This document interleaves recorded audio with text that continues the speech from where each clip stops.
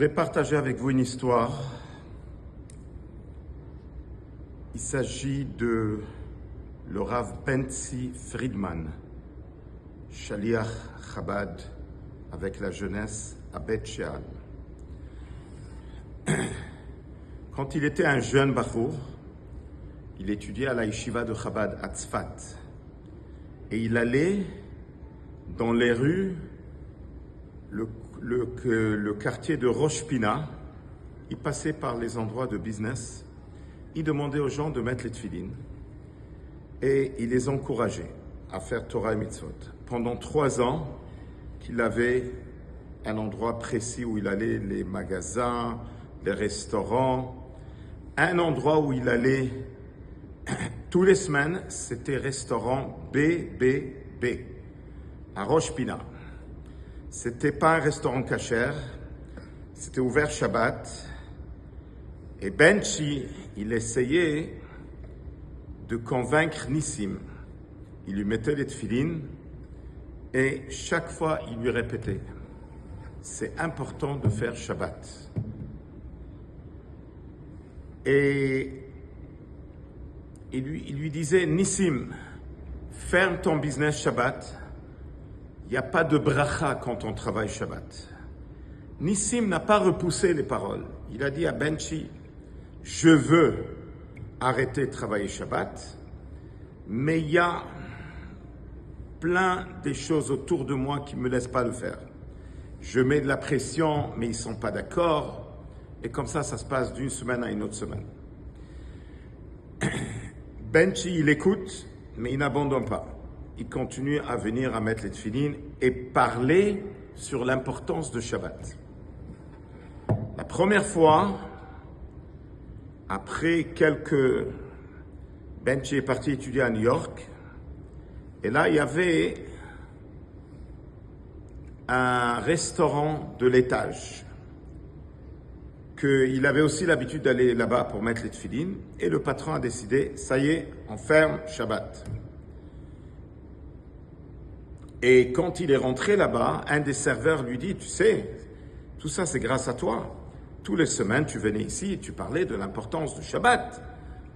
Benchi était vraiment surpris. Et il a raconté ça à Nissim. Il a dit, tu vois, voilà, il y a un restaurant à côté qui a fermé Shabbat. Toi aussi, tu peux le faire. Et Nissim, encore une fois, il dit, c'est pas dans mes mains. Bon, Benchi a voyagé à New York. Les années sont passées, il s'est marié et il est parti à Bet She'al. Il a complètement oublié de Rosh Pina. Dernièrement, le rabbin Benchi Friedman, il va avec sa famille à une promenade dans le côté de Rosh Pina. Il s'est rappelé, les gens, ça fait 7 ans, je venais ici mettre les tefilines aux gens. Il arrive là-bas à ce endroit, ce fameux restaurant. Et rabbin Friedman était surpris. C'était marqué kasher, c'était marqué horaire d'ouverture, à vendredi ça ferme à 3 heures avant Shabbat. Il était très ému, il a demandé où il est Nissim, ils lui ont dit voilà. Quand il est rentré, Nissim, tu te rappelles de moi? Bien sûr, ils se sont enlacés. Il dit, qu'est-ce qui est arrivé? Comment vous avez rendu cet endroit kasher? Vous l'avez fermé Shabbat. Il lui dit, regarde bien, quand ce restaurant était ouvert Shabbat, les rentrées, c'était entre 300 à 300 000 shekels. Après que l'endroit est devenu kasher et on a arrêté de travailler Shabbat, les rentrées sont carrément doubles.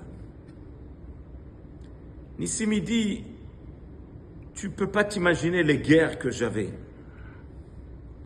Mais il y a quelques mois, j'ai décidé d'aller voir les grands directeurs.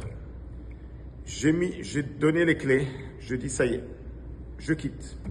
Je ne peux plus travailler Shabbat. Si vous n'êtes pas prêt que ce business ferme Shabbat, prenez les clés, trouvez quelqu'un d'autre. Eux, ils étaient surpris. Ils ont dit, les directeurs ont dit, donnez-nous 2 semaines.